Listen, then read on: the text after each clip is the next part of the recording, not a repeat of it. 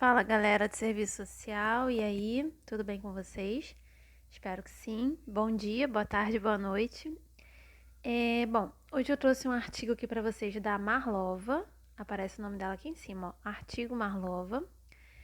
E esse é um texto que o meu professor da disciplina de Serviço Social e Trabalho Profissional 1 está trabalhando com a gente nesse período, tá bom? Então eu resolvi trazer aqui para o canal também. Antes de iniciarmos a leitura, eu já peço desculpa para vocês, porque provavelmente vocês vão ouvir vozes ao fundo, tá? Porque meus vizinhos estão um pouquinho animados no dia de hoje. Mas tudo bem, vamos tentar gravar e eu acredito que dê tudo certo. Antes de iniciarmos também a leitura, eu quero pedir que você já curta, compartilhe, comente, se inscreve no canal caso ainda não seja inscrito. Aqui a gente vai trazer, no caso eu vou trazer livros e textos referentes ao serviço social, tá bom? Então, eu me chamo Suelen Dantas, eu sou estudante de serviço social pela UERJ e vou deixar também o meu Instagram aqui na descrição do vídeo, caso você queira conhecer meus outros canais de audiobook também. Aí lá no meu Instagram você encontra o link de acesso, tá bom? Então, vamos à leitura. É um texto rápido, é um artigo de 15 páginas só, então é rapidinho. Vamos lá. Análise institucional, instrumento necessário ao trabalho profissional. Introdução. A formação profissional, através de algumas disciplinas teórico-práticas, coloca o desafio de estabelecer mediações com a realidade, assim como desafios teóricos expressos no diálogo entre diferentes campos de conhecimento. A categoria trabalho, já largamente analisada e discutida no âmbito profissional, tem possibilitado não apenas o entendimento da inserção do trabalho profissional no âmbito do trabalho coletivo, na divisão sociotécnica do trabalho, mas também a compreensão do assistente social como trabalhador, como força de trabalho, nem sempre assalariada, vide as contratações por projeto, inserida em processos coletivos de trabalho em diferentes espaços socioocupacionais pautados por diferentes políticas sociais ou lógicas institucionais no âmbito do setor de serviços sociais. O artigo tem por objetivo retomar a perspectiva das dinâmicas socio-institucionais como um instrumento necessário ao trabalho profissional em todas as atividades que conformam as rotinas de trabalho nos estabelecimentos. Tal perspectiva traz a necessidade de incorporar categorias teóricas que iluminem as relações sociais que se dão nesses espaços, de forma a conferir maior concretude aos aspectos políticos e às suas manifestações cotidianas expressas nas racionalidades das políticas sociais e seus desdobramentos no cotidiano das relações nos locais de trabalho. Relações essas que se manifestam entre os assistentes sociais, suas equipes e demais trabalhadores, assistentes sociais e suas gerências, profissionais e população usuária, pessoal, institucional e seus mandantes, ou seja, relações entre diferentes sujeitos que se realizam no âmbito da profissão de serviço nos diferentes estabelecimentos institucionais, como sinaliza Almeida. Localizamos, neste limiar da capacidade crítico-resolutiva da profissão com a realidade socio-institucional, as condições mais fecundas para a eleição da análise institucional como recurso a ser mobilizado no processo de trabalho do serviço social e que possibilita aquela dimensão mais ampliada dos seus meios de trabalho. Logo, o artigo se propõe a retomar, desde a perspectiva da teoria do processo de trabalho, outras categorias teóricas que potencializam a formação dos futuros assistentes sociais na apreensão do trabalho profissional como partícipe da divisão sociotécnica do trabalho. Apreendê-lo, então, enquanto fragmento do trabalho coletivo no âmbito da reprodução dos trabalhadores, com ênfase na expressão dos diferentes interesses de classe que permeiam a ação dos sujeitos no cotidiano socio-institucional. O diálogo com categorias do campo da análise institucional confere maior concretude ao ensino da dimensão técnico-operativa a ser desenvolvida no âmbito dos estabelecimentos institucionais. Nesse sentido, a análise institucional se constitui, assim, como um dos meios de trabalhos necessários à atividade profissional, de modo a subsidiar o trabalho profissional em sua dimensão teleológica. A categoria processo de trabalho na formação profissional. O debate em torno da categoria processo de trabalho e a sua pertinência para compreender o trabalho profissional vem se desenvolvendo na profissão desde os anos de 1990, a ponto de ser incorporada nas diretrizes curriculares da Associação Brasileira de Ensino e Pesquisa em Serviço Social, ABEPS. O conteúdo deste núcleo considera a profissionalização do serviço social como uma especialização do trabalho e sua prática como concretização de um processo de trabalho que tem como objeto as múltiplas expressões da questão social. Tal perspectiva permite recolocar as dimensões constitutivas do fazer profissional articuladas aos elementos fundamentais de todo e qualquer processo de trabalho. O objeto ou matéria-prima sobre a qual incide a ação transformadora, os meios de trabalho, instrumentos, técnicas e recursos materiais e intelectuais que propiciam uma potenciação da ação humana sobre o objeto e a atividade do sujeito direcionada por uma finalidade, ou seja, o próprio trabalho. Significa ainda reconhecer o produto do trabalho profissional em suas implicações materiais, ideopolíticas e econômicas. A ação profissional, assim compreendida, exige considerar as condições e relações sociais historicamente estabelecidas que condicionam o trabalho do assistente social, os organismos empregadores públicos e privados e usuários dos serviços prestados, os recursos materiais, humanos e financeiros acionados para a efetivação desse trabalho e a articulação do assistente social com outros trabalhadores como partícipe do trabalho coletivo. Essa perspectiva teórica vem iluminando a formação profissional e o debate teórico tem avançado para uma maior explicitação das relações entre as determinações político-econômicas que definem novas racionalidades na formulação e execução das políticas sociais públicas e outros serviços sociais e a sua realização no cotidiano dos espaços institucionais, como afirmam Almeida e Alencar. As mudanças decorrentes do processo de mundialização do capital e que atravessam diferentes dimensões da vida social sob o traço marcante da hegemonia financeira alteram também as formas de sociabilidade existentes, na medida em que necessitam de novos suportes políticos, ideológicos e culturais. Imprimem novas nacionalidades às formas de organização do Estado e das políticas públicas, alterando os processos de distribuição do fundo público e, consequentemente, os modos de organização e prestação de serviços sociais. Logo, essas transformações serão expressas no cotidiano dos serviços, através das atividades profissionais dos diferentes sujeitos que dão vida às instituições e serviços sociais, os diferentes processos de trabalho em que os assistentes sociais se inserem, o conjunto dos demais processos de trabalho realizados por todos os demais trabalhadores nesse segmento dos serviços sociais, assim como as diferentes formas de cooperação que formam o trabalho abstrato nesse segmento, ganham concretude através de atividades realizadas a partir da inserção desses sujeitos em relações sociais, como afirma Yamamoto.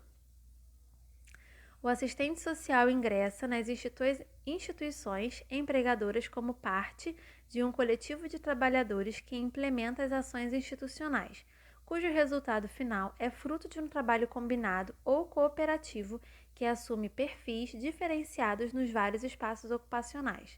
Também a relação que o profissional estabelece com o objeto de seu trabalho, as múltiplas manifestações da questão social, tal como se expressam na vida dos sujeitos com os quais trabalha, dependem do prévio recorte das políticas definidas pelos organismos empregadores que estabelecem demandas e prioridades a serem atendidas.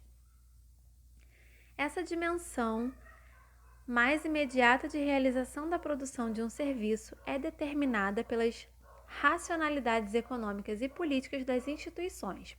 É formatada pelas características e peculiaridades culturais que permeiam esses espaços.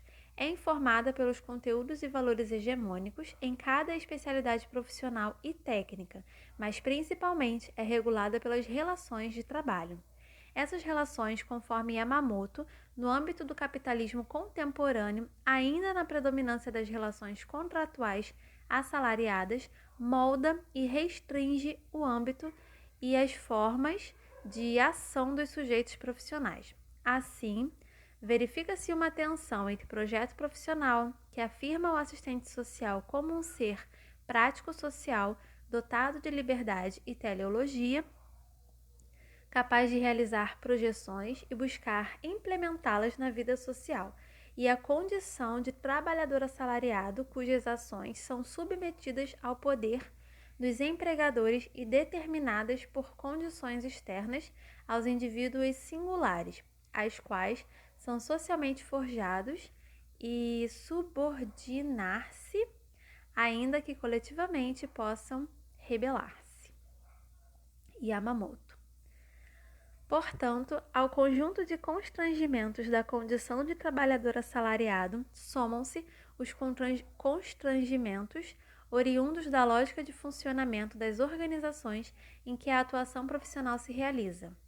Ao se referirem à tensão existente entre a autonomia profissional conferida pelo mandato legal e científico, obtido através da formação profissional credenciada e do reconhecimento legal da profissão, e a condição de assalariamento, Barbosa, Cardoso e Almeida acrescentam ainda esta complexidade.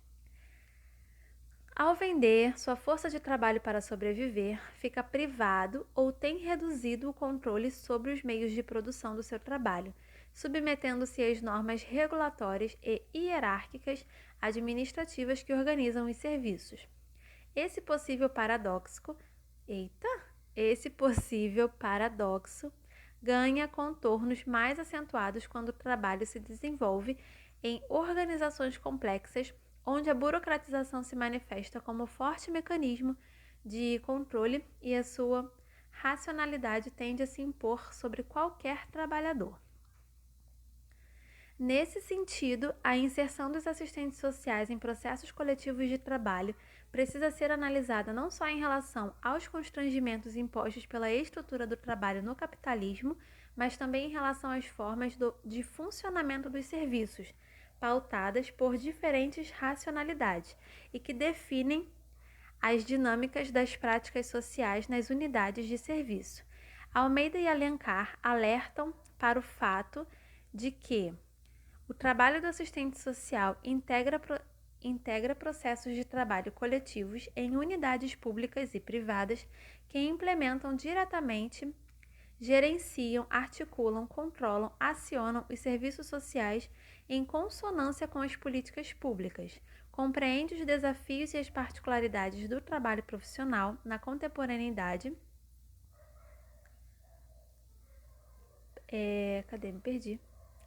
Requer a apreensão de como as esferas públicas e privadas se relacionam hoje na conformação dos vetores que orientam as políticas públicas, verificar como as tendências e fenômenos hoje presentes no campo da política social, como a descentralização, a intersetorialidade, o controle social democrático e a territorialidade determinam novas racionalidades na organização dos processos de trabalho coletivos e potencializam ou obstaculizam as competências e atribuições profissionais dos assistentes sociais.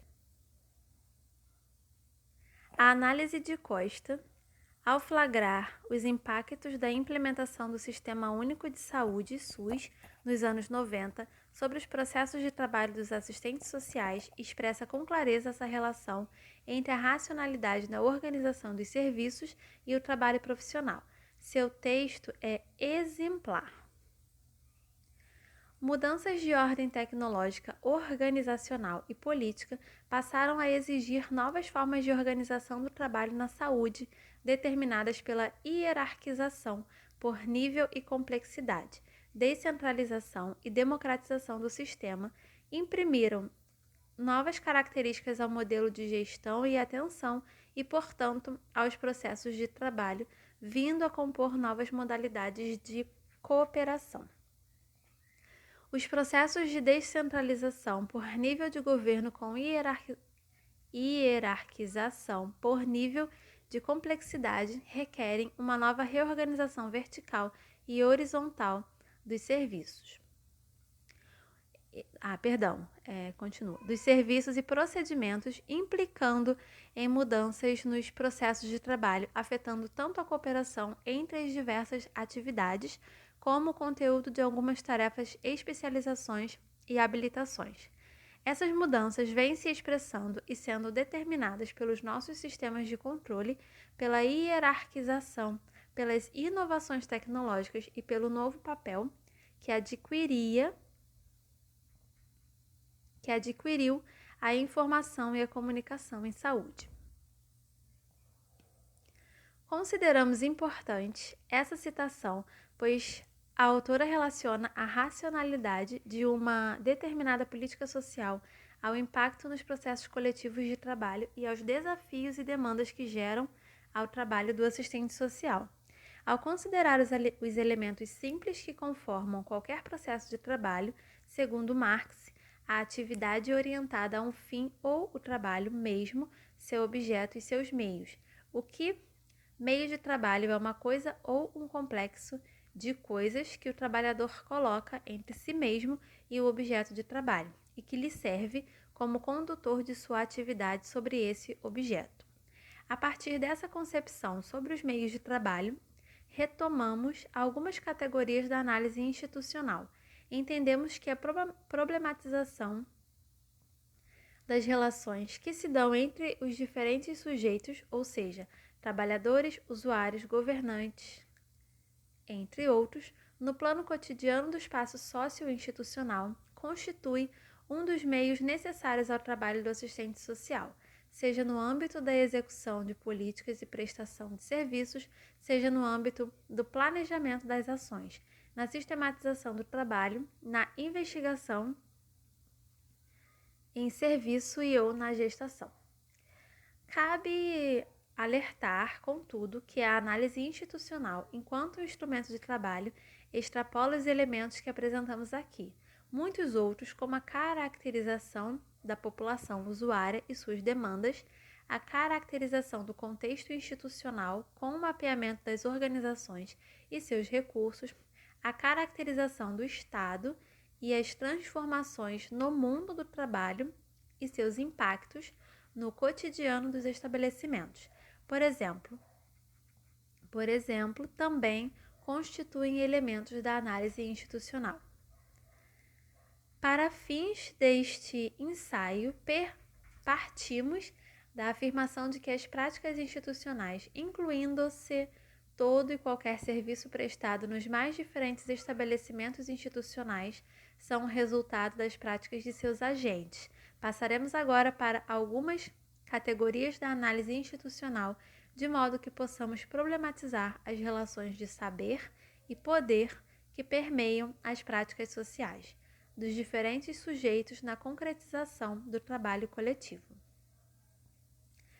Categorias da análise institucional e o trabalho profissional.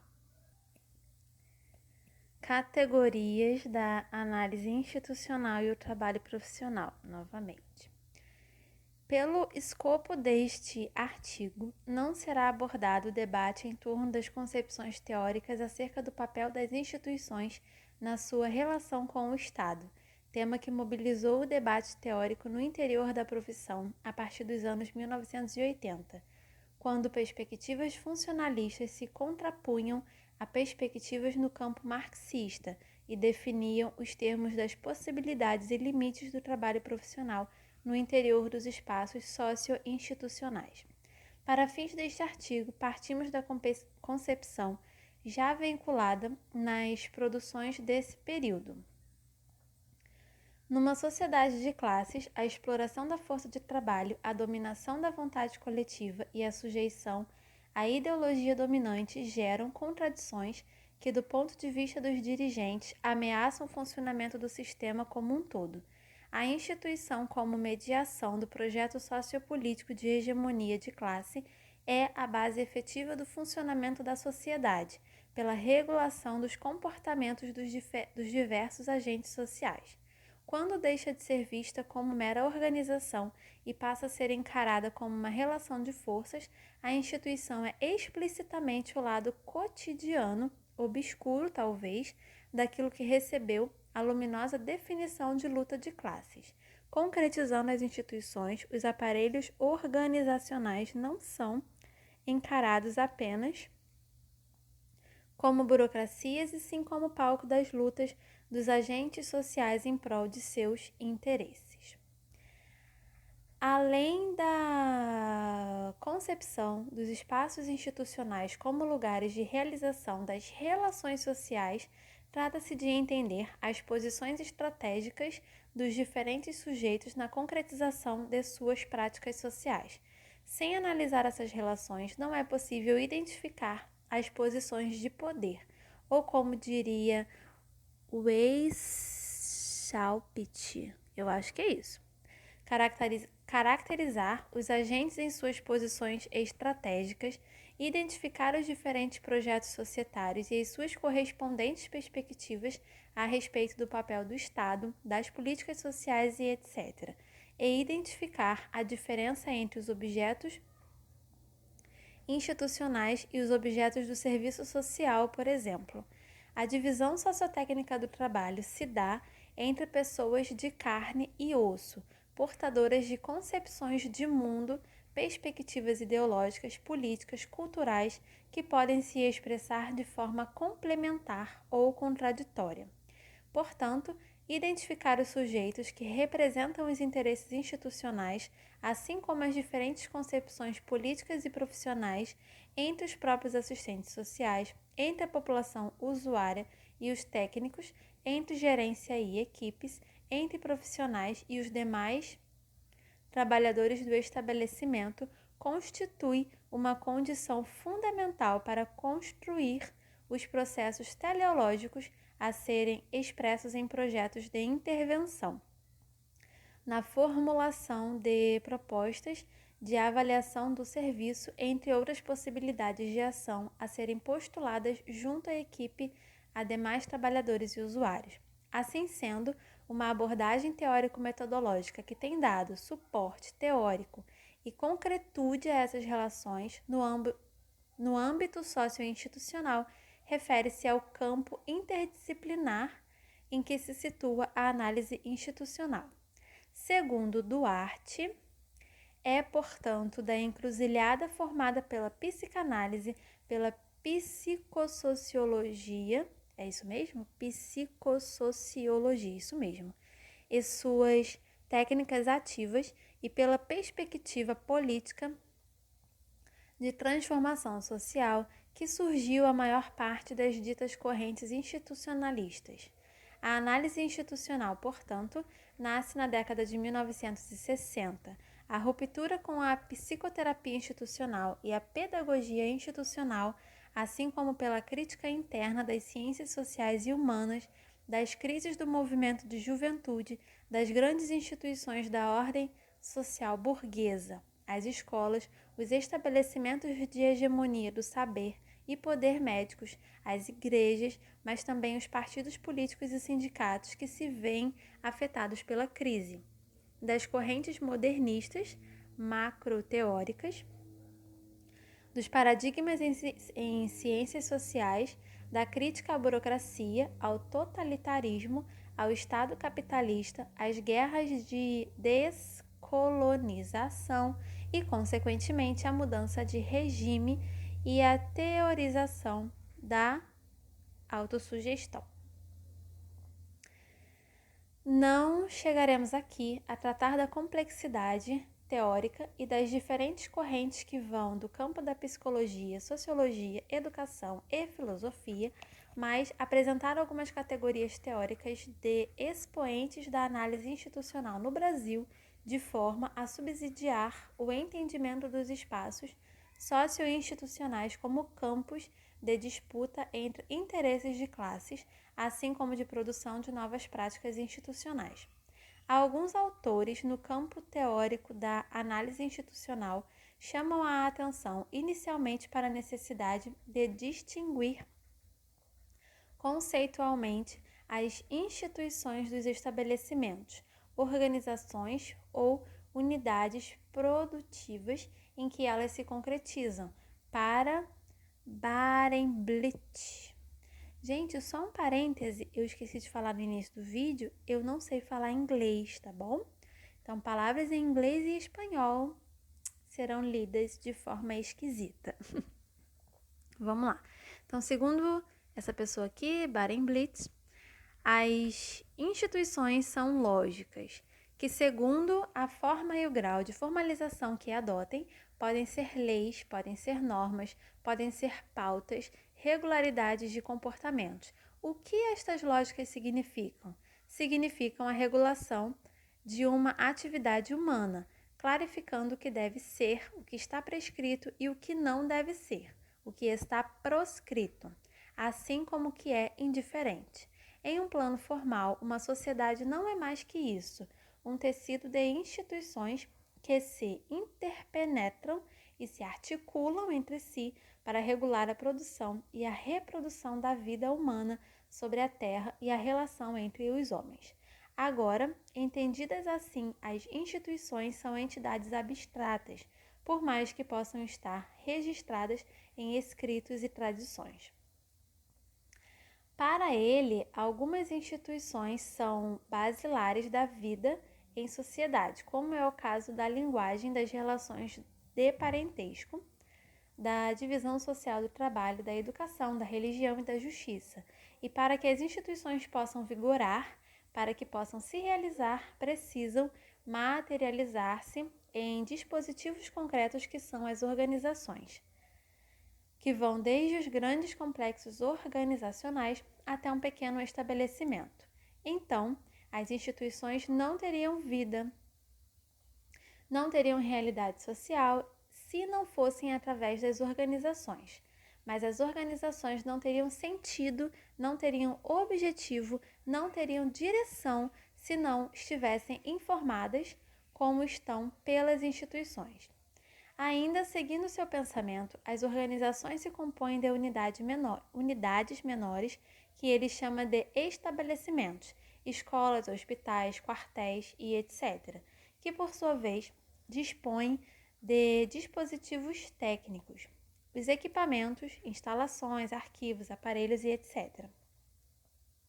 E toda essa estrutura só se concretiza de fato pela ação dos agentes. Os agentes são seres humanos, são os suportes e os protagonistas da atividade, e os agentes protagonizam práticas.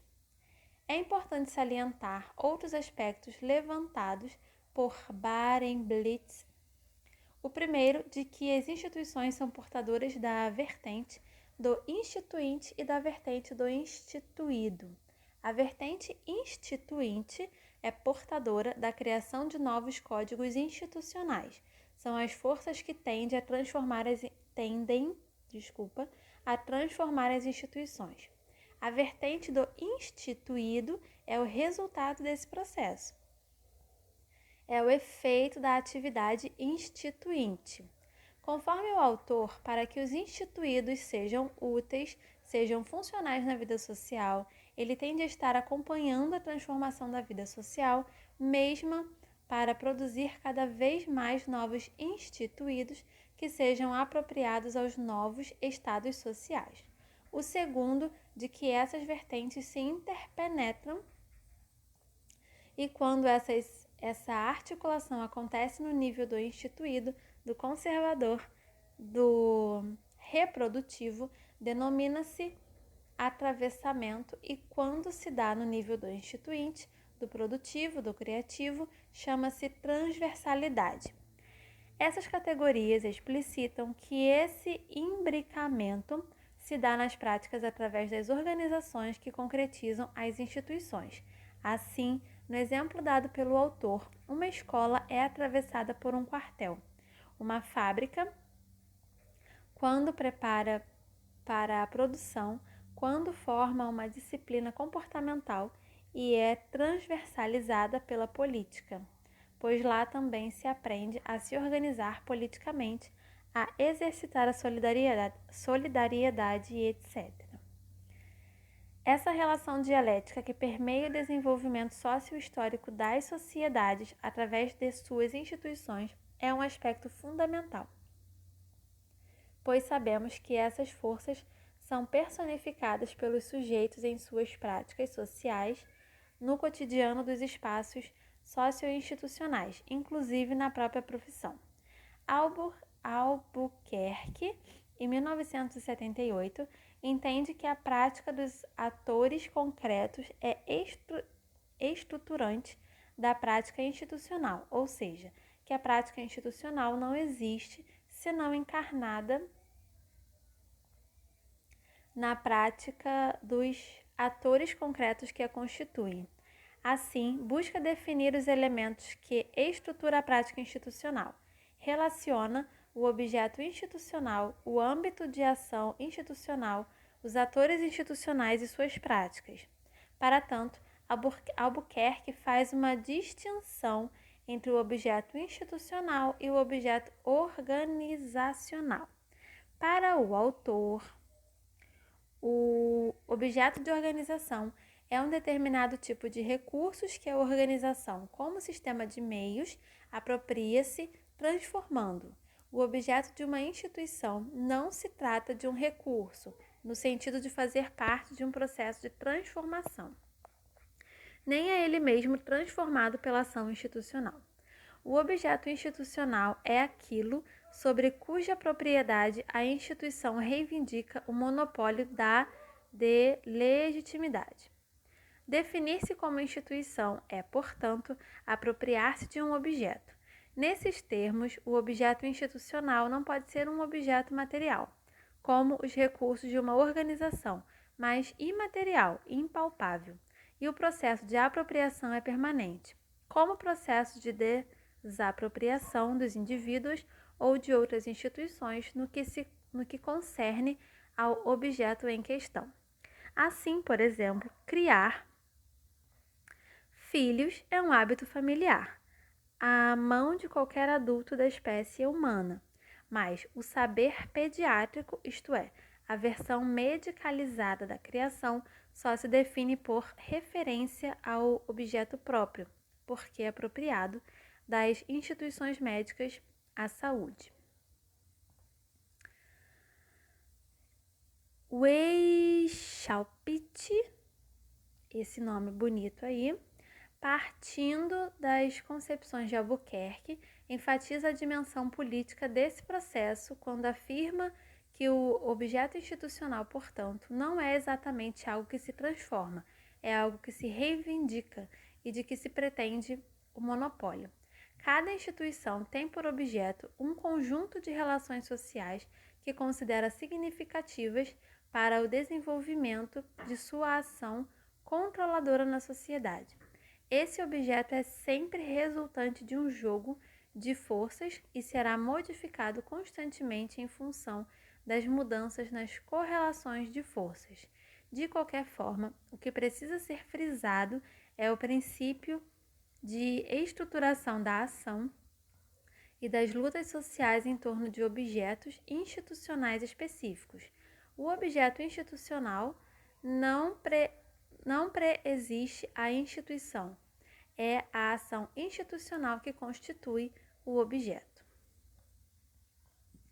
Os autores tratam, então, do processo permanente de apropriação do objeto institucional e da ampliação do âmbito institucional, que é definido pelas relações sociais, que inclui Albuquerque.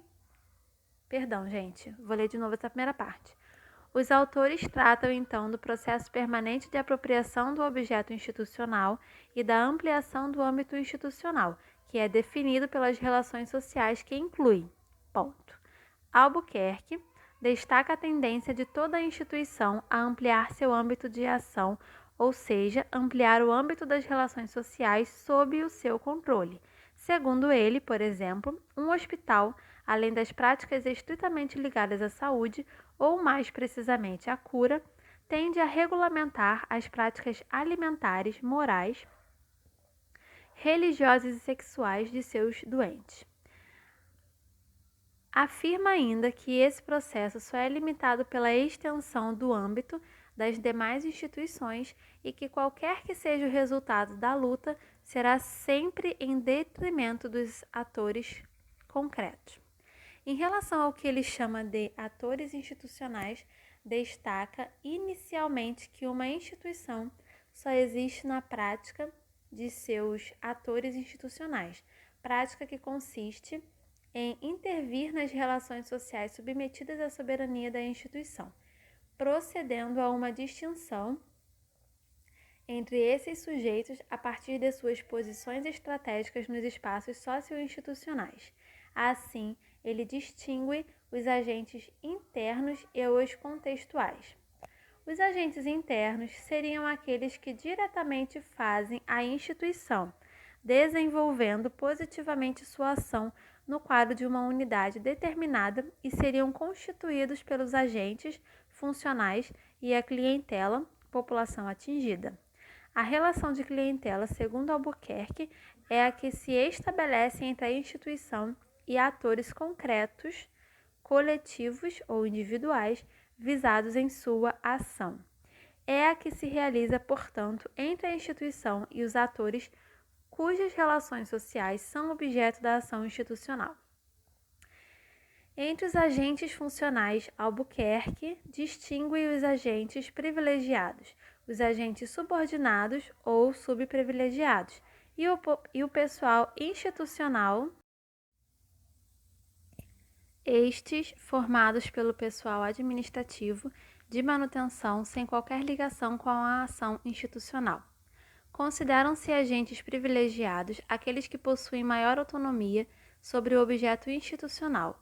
Já os agentes subordinados, por disporem de menor autonomia sobre o objeto institucional, são mais autônomos em relação à prática institucional e acabam por delimitar o âmbito institucional.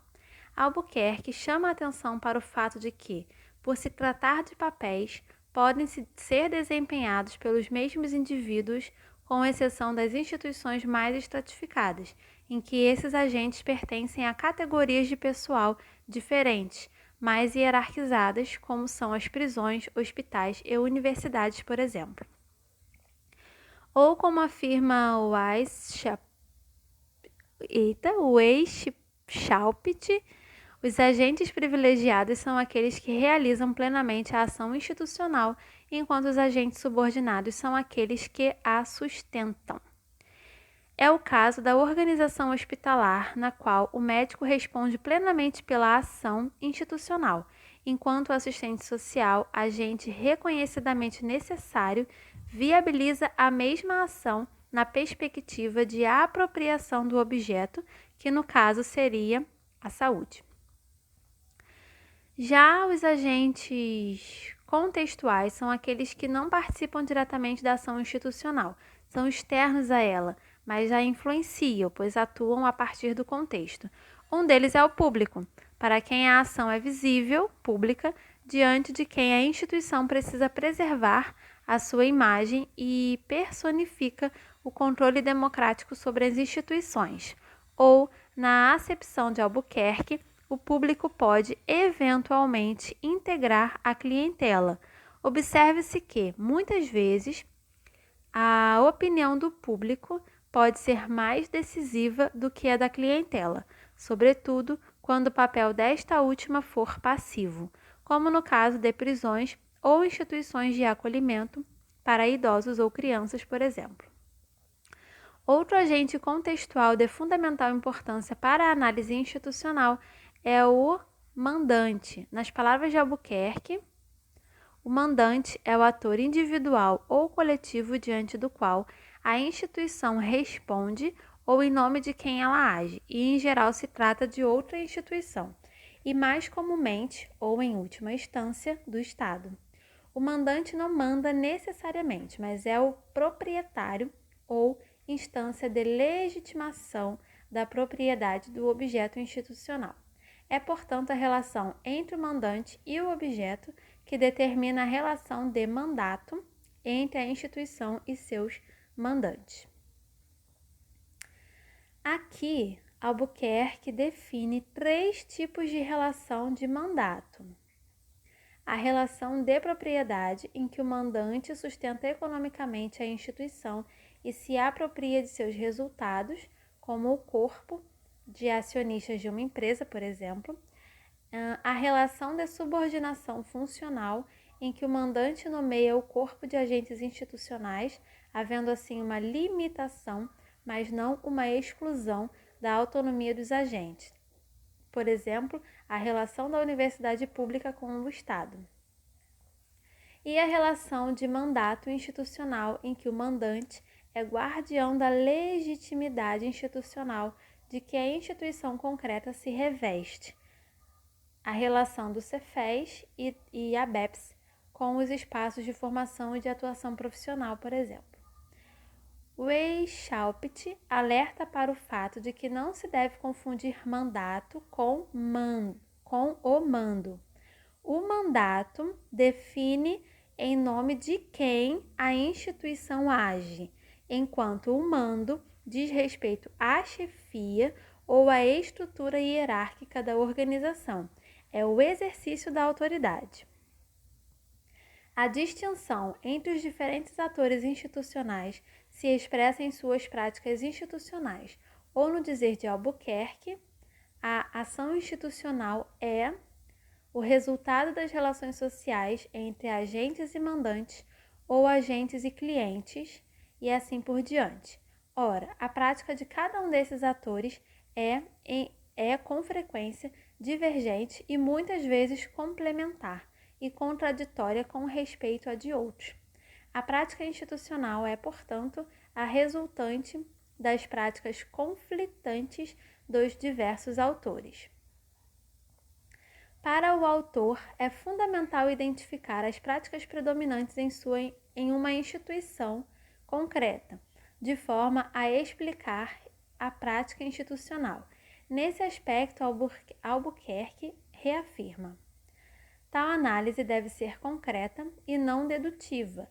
Nada garante que os profissionais que dão o nome a uma instituição sejam seus agentes privilegiados efetivos. É fundamental, portanto, definir concretamente os atores dominantes, agentes cuja prática tende a predominar em cada instituição concreta. Albuquerque destaca ainda 2 aspectos a serem considerados nas análises concretas das práticas institucionais. Primeiro, que nas organizações mais complexas, os agentes profissionais deixam de ser os agentes privilegiados, perdendo essa posição para uma camada do pessoal institucional, que são os administradores.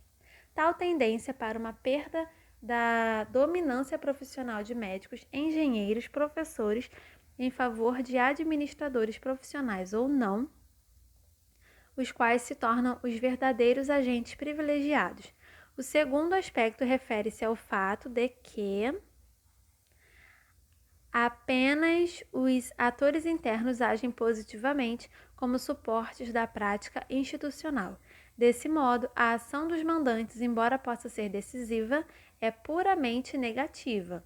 Os mandantes podem paralisar a ação institucional, impedindo os agentes institucionais de agir, mas não podem agir em segundo lugar, senão tornando-se, por sua vez, agentes institucionais.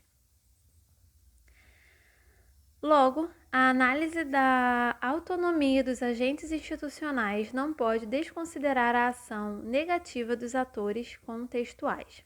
Portanto, o autor reafirma a importância da análise concreta sobre as práticas institucionais resultantes das relações entre os diversos atores e suas posições estratégicas na dinâmica institucional. Weishaupt, ao trazer essas categorias para pensar o trabalho profissional, salienta a necessidade de considerar o que ele chamava de prática profissional do assistente social dentro do seu contexto institucional e, para tanto, ressalta 2 elementos. O serviço social é também uma instituição tendo, portanto, um objeto, um âmbito e agentes determinados, e desenvolve sua prática no quadro organizacional das mais diversas instituições, que, por sua vez, têm objeto, âmbito e agentes próprios. Nesse sentido, considera que o processo de constituição do objeto do serviço social se dá na relação que a instituição serviço social estabelece com esses objetos, âmbitos e agentes de outras instituições. Uma das considerações importantes realizadas pelo autor é de que, quando o serviço social se realiza enquanto uma prática subordinada, viabiliza a plena apropriação do objeto pelos diversos agentes sociais no contexto institucional. Quando prática privilegiada, viabiliza o mínimo de institucionalização para os grupos sociais aos quais até este mínimo estaria faltando. Entendendo que a instituição serviço social realiza uma função de mediação, considera que esta se realiza a partir de uma situação conjuntural em que são redefinidas as demandas sociais e de uma situação contextual definida pelo quadro institucional. Nesse sentido, o autor afirma que a atuação profissional do assistente social enquanto agente da instituição serviço social é duplamente orientada pelos interesses da população atendida e pelos objetivos das instituições, em especial daquela em que trabalha. Ainda que não se tenha desenvolvido aqui todos os elementos trazidos pelos autores de modo a explicá-los no âmbito do trabalho profissional, consideramos que as categorias da análise institucional aqui elencadas fornecem elementos para uma análise concreta das relações cotidianas nos espaços socio-institucionais, como um instrumento a ser utilizado pelos profissionais em seus processos de trabalho. Considerações finais. O breve percurso aqui realizado buscou situar o trabalho do assistente social no âmbito do trabalho coletivo, assim como trazer algumas categorias da análise institucional que podem subsidiar o trabalho profissional no interior dos espaços socio-institucionais. Consideramos inicialmente que o trabalho do assistente social, inserido na divisão sociotécnica do trabalho, na condição de trabalho assalariado, limita a autonomia profissional garantida pela institucionalização da profissão.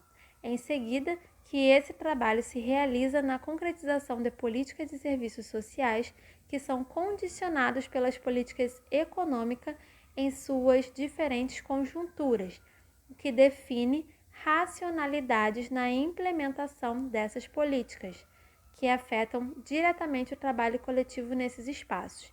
E, por fim, que o trabalho desenvolvido por diferentes profissionais e trabalhadores se dá em espaços socio-institucionais concretos, ou seja, em organizações e estabelecimentos portadores de uma cultura institucional, cujos objetos institucionais são constituídos nas relações sociais entre os diferentes sujeitos através de suas práticas.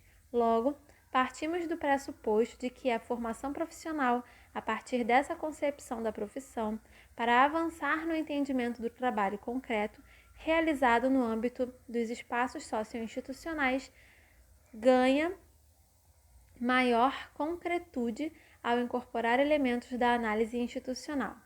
A preocupação aqui é de que, se a categoria profissional já avançou no entendimento do trabalho, do ponto de vista da inserção em processos de trabalho coletivos, se já avançou no desvendamento das determinações econômicas e políticas sobre as políticas sociais e serviços sociais, ou seja, se do ponto de vista das determinações macrosociais a formação está consolidada, cabe buscar e retomar categorias de análise que possam identificar esses